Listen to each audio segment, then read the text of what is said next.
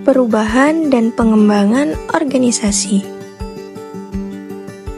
Faktor penyebab terjadinya perubahan dibedakan menjadi dua. Yang pertama ada faktor internal, seperti perubahan kebijakan pimpinan, perubahan tujuan, perluasan wilayah operasi tujuan, volume kegiatan bertambah banyak, sikap dan perilaku dari para anggota organisasi. Yang kedua, ada faktor eksternal, seperti politik, hukum, kebudayaan, teknologi, sumber daya alam, demografi, dan sosiologi. Sikap organisasi dalam menghadapi terjadinya perubahan lingkungan internal atau eksternal. Yang pertama, mengadakan perubahan struktur organisasi. Yang kedua, mengubah sikap dan perilaku pegawai. Yang ketiga, mengubah tata aliran kerja. Yang keempat, mengubah peralatan kerja. Yang kelima, mengubah prosedur kerja. Dan yang keenam, mengadakan perubahan dalam hubungan kerja antar personel. Proses perubahan, yaitu yang pertama mengadakan pengkajian, yang kedua mengadakan identifikasi, yang ketiga menetapkan perubahan, yang keempat menentukan strategi, yang kelima melakukan evaluasi. Strategi mengatasi keengganan terhadap perubahan. Yang pertama, lakukan proses pendidikan, sosialisasi, dan komunikasi. Yang kedua, ciptakan suasana partisipatif. Yang ketiga, adanya dukungan fasilitas. Yang keempat, lakukan perundingan atau negosiasi. Yang kelima, lakukan manipulasi dan kooptasi. Dan yang terakhir, lakukan paksaan.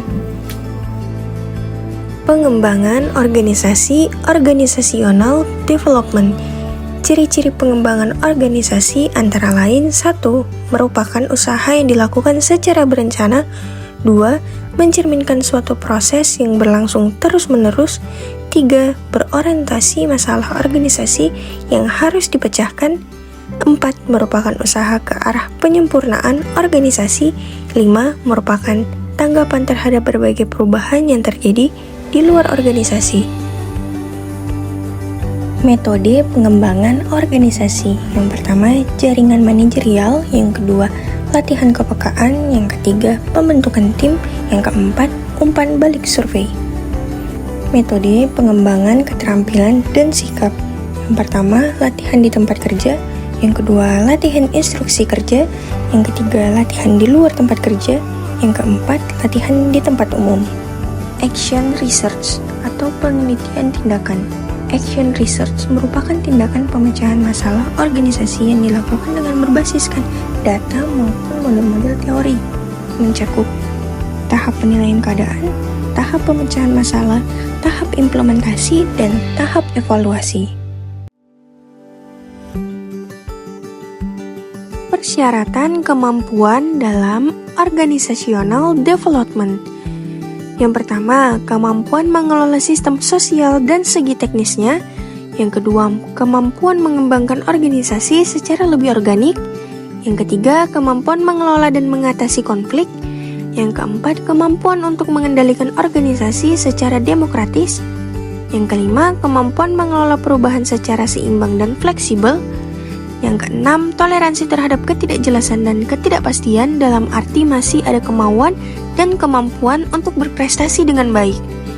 Yang ketujuh, kemampuan dan sikap untuk mau melakukan penilaian dan perbaikan terhadap perubahan kegiatan organisasi sesuai dengan tuntutan perubahan secara profesional. Sekian dan terima kasih.